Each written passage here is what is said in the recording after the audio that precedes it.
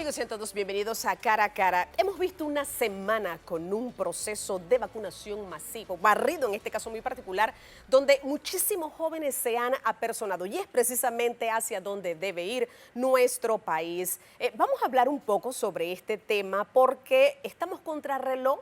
Hay una variante Delta muy agresiva y ya se encuentra en 104 países. Es inminente su llegada a Panamá, así que hay que acelerar mucho ese proceso de vacunación y esas medidas de bioseguridad que no debemos de dejar de aplicar en nuestra vida. Hoy vamos a hablar sobre este y otros temas muy interesantes con el infectólogo pediatra Javier Nieto. Él es nuestro invitado de hoy, aquí precisamente en Cara a Cara.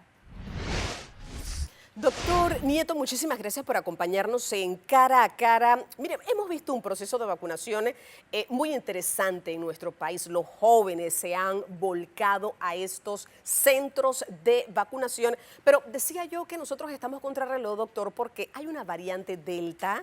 Tenemos información que es mil veces más contagiosa que la variante original o el virus original. Esto obviamente a nivel de prevención, pues necesitamos reforzar inmediatamente lo que estamos haciendo. Doctor, ¿qué significa esto para los panameños? Y tal vez la pregunta inmediata que se hacen también nuestros amigos en casa es, ¿la vacuna o las vacunas que tenemos cubren y son eficaces con una variante como la Delta? Bienvenido, doctor Javier, a Cara a Cara.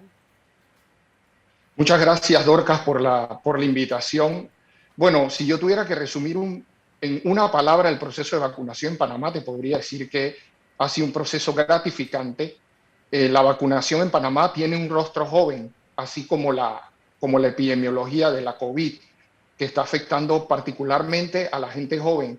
Y como bien has dicho, tenemos la amenaza de la potencial introducción de la variante Delta al país. ¿Qué es la variante Delta? Bueno, la variante Delta, según la Organización Mundial de la Salud, es considerada una variante de preocupación. ¿Por qué es una variante de preocupación? Porque es una variante altamente transmisible, es 60% más transmisible que la variante alfa o la variante británica, que de hecho es una de las variantes que circula aquí en Panamá. Es una variante que podría predisponer a hospitalizaciones con mayor frecuencia en comparación con la variante británica.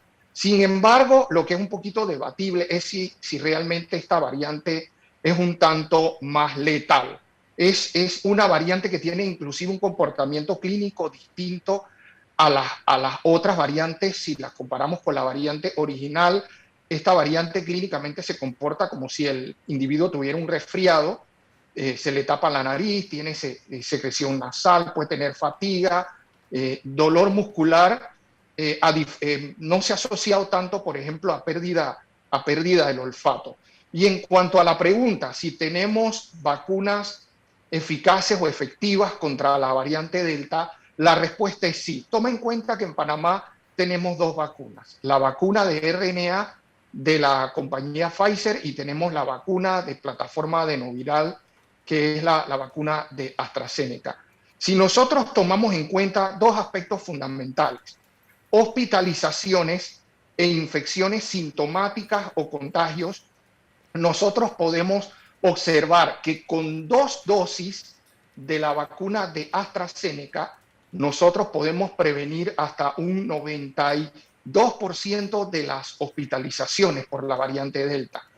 Y con 2 dosis de la vacuna de Pfizer, nosotros podremos prevenir hasta 96% de las hospitalizaciones. Ahora, si nos vamos a infecciones sintomáticas o contagios, la vacuna de AstraZeneca tiene una efectividad entre un 60 y un 67%, mientras que la vacuna de Pfizer tiene una efectividad vacunal que puede oscilar entre un 79 y un 88%. En términos prácticos, ¿qué significa esto? Significa que una persona completamente vacunada va a tener muy pocas posibilidades de ser hospitalizada en caso de sufrir una enfermedad por la COVID. Sin embargo, hay que tomar en cuenta que una persona que se infecta con la variante Delta aún estando vacunada, podría contagiar.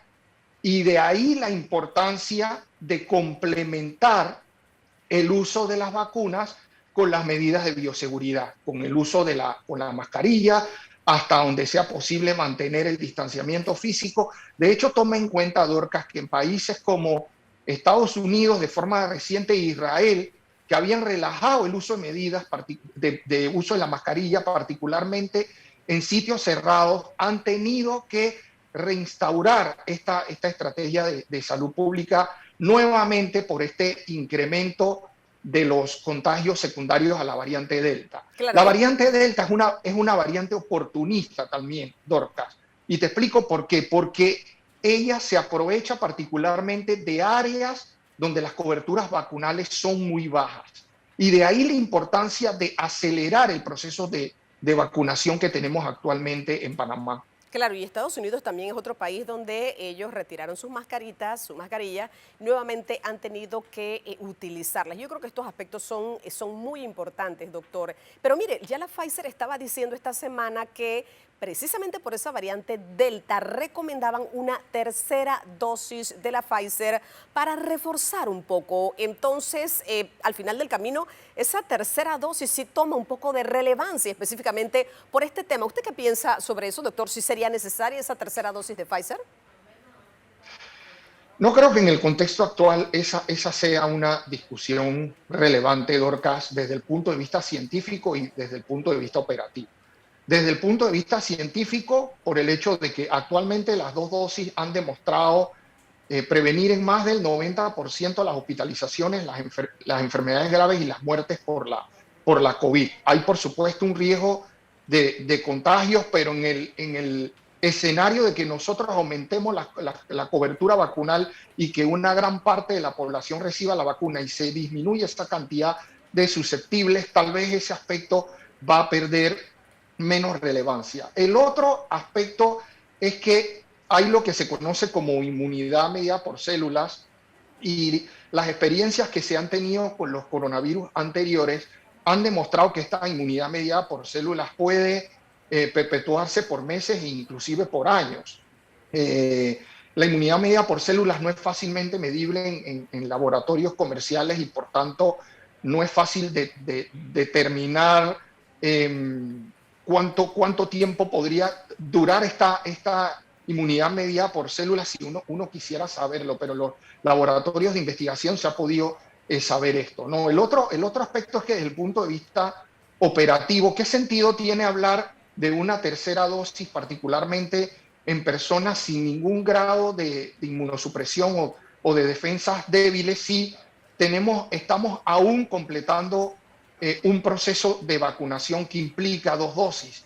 Toma en cuenta que en Panamá el 25% de la población objetivo ha recibido la pauta de dos dosis y al menos un 48% ha recibido una dosis. Y Doctor, ese es un sí. proceso que está en curso. Claro, ¿En permítame un qué momento, sí, permítame un Sí. momento, doctor, porque tengo que ir a una pausa. Mire, este tema se torna muy interesante y en el próximo bloque me gustaría ver este tema. Como estamos nosotros en este momento, ¿qué será lo más práctico? ¿La persuasión para que las personas se vacunen o la obligación?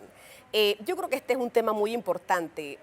Decía recientemente el secretario de la CENACID, bueno, Panamá está estudiando la posibilidad de que en octubre la edad de vacunación abarque a niños menores de edad de 5 años en adelante, precisamente para ver este tema de la inmunidad de rebaño. Ahora, lo real, doctor Javier, ¿lograremos en el tiempo pertinente esa inmunidad de rebaño como vamos nosotros en este momento? Bueno, este y otros temas, doctor, los vamos a hablar cuando regresemos de la siguiente pausa. El infectólogo pediatra Javier Nieto está conversando con nosotros aquí precisamente en Cara a Cara.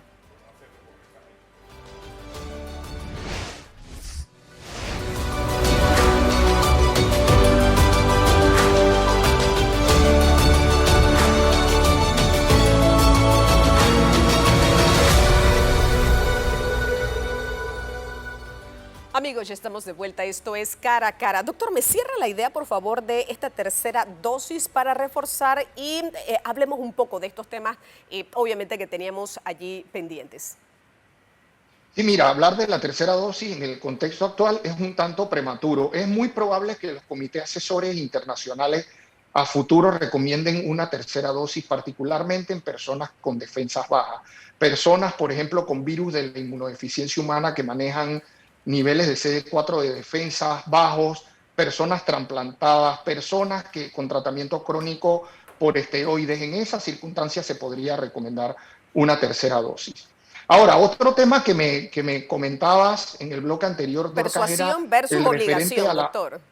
exacto, persuasión versus obligación. A mí me parece que en el contexto actual en que estamos inmersos en un proceso de vacunación, evolución, yo apelaría a la persuasión. Hay un sinnúmero de estrategias para persuadir a las personas a ser vacunadas. Y de hecho hemos podido ver algunas de esas estrategias en los comercios locales. Hay farmacias, hay centros comerciales que de hecho ofrecen hasta un 20% de descuento cuando se muestra la tarjeta de vacunación. Hay algunos restaurantes o bares que te regalan una gaseosa o una cerveza si muestras la tarjeta de Doctor vacunación. Nieto, en En Estados otros, Unidos el alcalde de Nueva York le da $100 a aquella persona que se vacune. Imagínese ese incentivo. bueno, se hacen hasta loterías semanales en personas que se puede demostrar que han sido vacunadas. Esas son estrategias de persuasión. Ahora, hay un marco jurídico en el país, si fuese necesario, que podría considerar la obligatoriedad de la vacuna.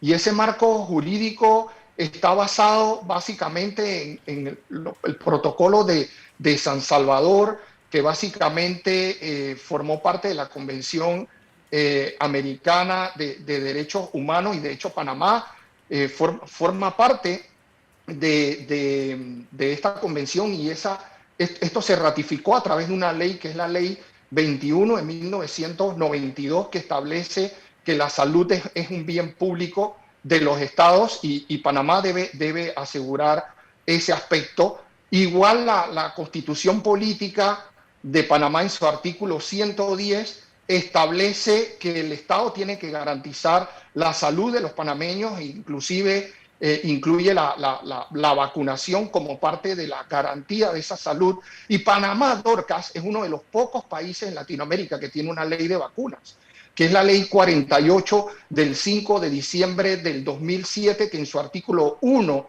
8 y 14 podría establecer obligatoriedad de un proceso de vacunación. Entonces, Ahora, a mí me parece que el marco jurídico existe. para establecer esa estrategia por parte del Estado está allí. Sin embargo, me parece que la autoridad sanitaria en este momento, con base en este proceso de vacunación que está en evolución, está apelando al llamado a que los panameños pues sean vacunados, y gracias también a la empresa privada, que a través de esta estrategia pues puede persuadir a las personas a recibir la vacuna. Ahora, yo he visto, doctor, que las personas están acudiendo en masa, así que tal vez no sea necesario el tema de la obligación, pero como usted bien lo plantea, allí está. Ahora, hay un estudio de que en octubre en Panamá pudiese iniciarse la vacunación a menores de 5 años en adelante. Y la pregunta está ligada con el tema de, ¿es real para los panameños realmente esa inmunidad de rebaño, por lo menos en septiembre, octubre, meses antes de finalizar este 2021? Esa es una excelente pregunta, Dorcas, y te explico por qué. Mira, hay una población no despreciable, que es la población de menos de 12 años, que en este momento esa población no tiene acceso a la vacuna. Estamos hablando de alrededor de 800.000 niños menores de 12 años que no van a poder ser vacunados, lo que significa que nos queda por vacunar al 80% de la población.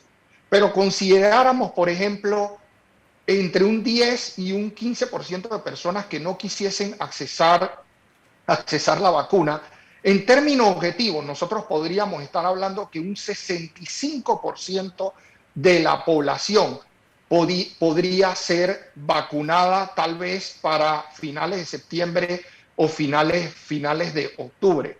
En cuanto a la vacunación en grupos de edad de menos de 12 años, hay estudios de investigación que se están llevando a cabo básicamente en poblaciones de niños de 6 meses a 5 años y en población de niños de 5 a 12 años. Es muy probable que para finales de este año haya algunas compañías como Moderna o como Pfizer que nos muestren algunos de sus resultados finales en cuanto a la generación de anticuerpos y seguridad en la población de niños entre los 5 y los 11 años.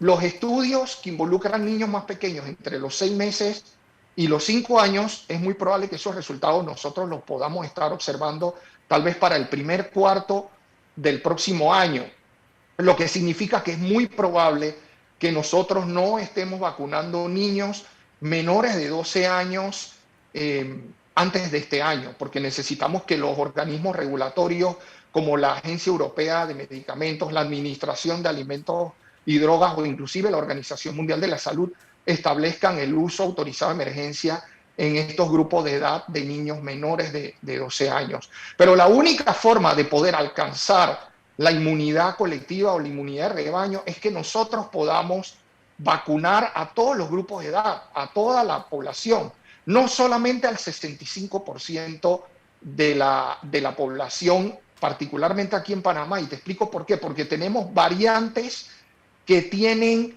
efectividades vacunales muy heterogéneas. O sea, la respuesta de las vacunas a cada una de las variantes es muy heterogénea. Y mientras más transmisible sea la variante, más personas vamos a requerir vacunar para poder alcanzar esa inmunidad de rebaño. Claro. Entonces necesitamos vacunar rápidamente y a su vez tenemos que seguir cumpliendo con las medidas de bioseguridad, sobre todo el uso de la mascarilla, aún vacunados. Claro que sí. Mira, vamos a otra pausa, doctor Nieto.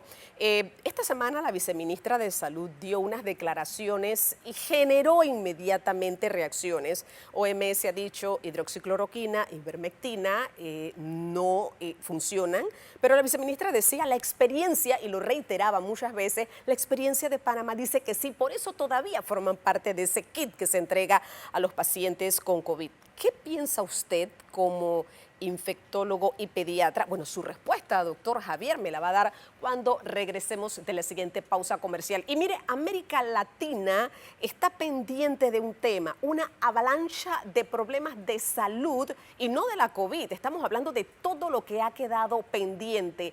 Solamente para darle esta cifra, 300,000 niños, sobre todo de México y Brasil, han dejado durante el 2020 de aplicársele las vacunas de rutina. Imagínense de lo que estamos hablando. Pero esto lo vamos a abordar, doctor Nieto, cuando regresemos de la siguiente pausa comercial. Acompáñenos, esto es Cara a Cara.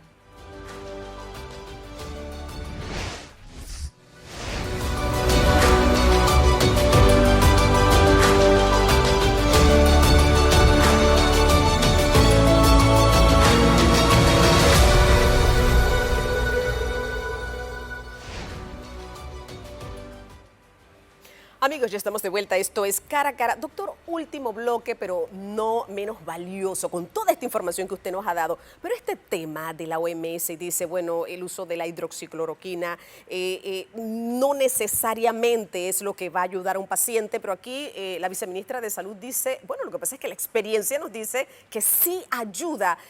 ¿Su experiencia qué le dice, doctor Nieto, sobre este tema? Al final del camino estamos dando algo que realmente va a ayudar al paciente de COVID, o al final no está funcionando lo que estamos entregando en esos kits todavía. Bueno, Dorcas, yo no te voy a responder con base en mi experiencia, te voy a responder con base en la evidencia. Y la evidencia actualmente disponible, que es contundente, demuestra que a la fecha no hay ningún dato robusto que demuestre que la administración de drogas en etapas tempranas logre cambiar la evolución clínica de la COVID. A mí me parece que el seguir utilizando hidroxicloroquina o promocionar hidroxicloroquina dentro de estos kits no es más que un gasto innecesario de recursos que podrían ser destinados tal vez ya sea para el manejo de la pandemia o inclusive invertir en lo que sabemos que ya funciona, que son las vacunas. Entonces a mí me parece que ya la autoridad sanitaria tiene que pasar la página con respecto al uso de la hidroxicloroquina o inclusive de la ivermectina. Doctor, lo está diciendo una autoridad en nuestro país, la viceministra de Salud. Claro, pero hay un sinnúmero de evidencia robusta, contundente y dura que demuestra que no hay ninguna utilidad en el uso de la hidroxicloroquina para el manejo de los pacientes con COVID. Se ha podido inclusive demostrar que la hidroxicloroquina no cambia la evolución natural de aquellas personas que la reciben versus aquellos que no la reciben. Y si realmente hay evidencia local, bueno, entonces que esa evidencia sea sometida a una revista seria, sea revisada por pares y se publique para que científicamente sea una evidencia que se pueda debatir. Pero a mí me parece que hay que tomar decisiones con base en evidencia y no con base en experiencia. Claro que sí. Doctor, quiero aprovechar el tema de pasaporte sanitario, bueno, y sobre todo cómo se ha implementado en estos países europeos también, sus consideraciones sobre este tema. A mí me parece que es muy prematuro hablar de pasaportes sanitarios, Dorcas, particularmente porque 1 de 6 habitantes de la región de Latinoamérica ha completado la pauta de 2 dosis. O sea, 15% de la población en Latinoamérica ha completado la pauta de 2 dosis, pero hay mucha heterogeneidad con respecto a completar los esquemas de vacunación. Nosotros tenemos, por ejemplo, países como Chile u Argentina, que más del 50% de la población ha completado la pauta de 2 dosis, pero tenemos, por ejemplo, países como Nicaragua, Venezuela o Honduras, que solo el 7%, o si acaso el 7% ha completado la pauta de 2 dosis de la vacuna. Tenemos países como Venezuela que solo ha completado el 3% de la pauta de 2 dosis. Entonces tenemos mucha heterogeneidad en Latinoamérica con base en la estrategia de vacunación. A mí se me hace que hablar de pasaporte sanitario en el contexto de la región de Latinoamérica es muy prematuro, tal vez a diferencia de lo que ha pasado en Europa, que países como Italia, Francia, Alemania, Reino Unido ya han completado más del 50% de la pauta de 2 dosis en su población. Claro que sí, doctor, y finalizo con esto. El tema de ir un poco a la atención primaria, por lo que nosotros estamos viendo en América Latina, sobre estos temas importantes y vitales que por la pandemia hemos dejado de atender, como por ejemplo vacunas contra el sarampión, ejemplo los controles prenatales. Yo decía que un poco más de 300.000 niños en América Latina, sobre todo México y Brasil, pues tenían este tema de que las vacunas de rutina no habían sido aplicadas. ¿Hacia dónde nosotros debemos enfocarnos? Porque es cierto, hay una pandemia, pero es cierto que la vida sigue con otras enfermedades también y con otras medidas de prevención para que esta avalancha de problemas en materia de salud no se robustezca, doctor Nieto.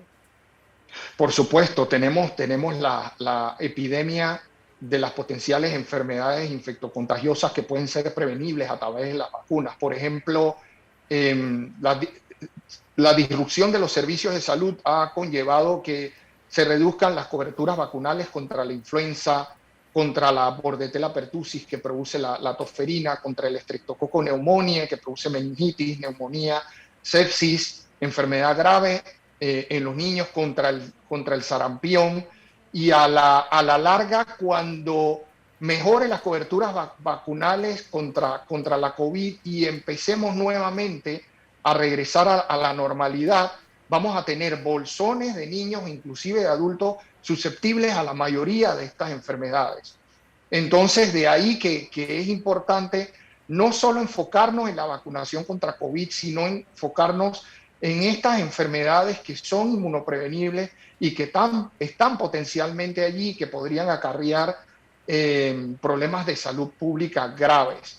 Y por supuesto, tenemos el otro inconveniente, que son las secuelas secundarias a esta enfermedad por la COVID, y de ahí que los servicios de salud también tendrán que reforzar presupuestos para mitigar o paliar las secuelas o los daños que se han producido por esta enfermedad. ¿Qué tan fuertes son esas secuelas en los niños, doctor, de la COVID?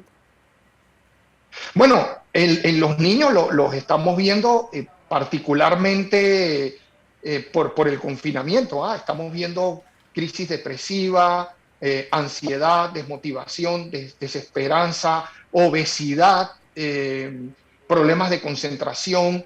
Eso es lo que estamos viendo por todas estas medidas, por ejemplo, de confinamiento. Pero en términos de enfermedad como tal por la COVID, pues los niños son menos susceptibles a desarrollar enfermedad grave por la COVID en comparación con los adultos y de hecho pues la letalidad en el grupo de niños es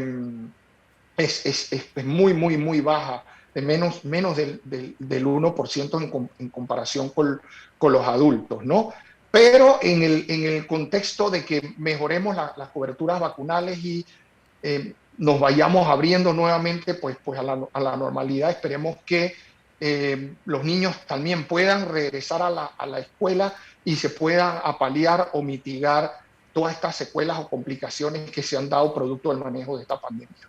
Doctor Javier, muchísimas gracias por habernos acompañado. Información muy valiosa usted ha compartido con nosotros y sobre todo ese gran reto que tiene Panamá en este momento con todo este proceso de vacunación y pues no estamos aislados a lo que está pasando en el mundo. 104 países con esta variante agresiva, mucho más transmisible, pero si adelantamos este proceso de vacunación, pues habrá una mayor cobertura y sobre todo aquel que tenga sus 2 dosis no tiene que bajar la guardia. Creo que el doctor Nieto lo ha reiterado a lo largo del programa. Muchísimas gracias, doctor, por habernos acompañado aquí en Cara a Cara, el infectólogo y pediatra Javier Nieto con nosotros.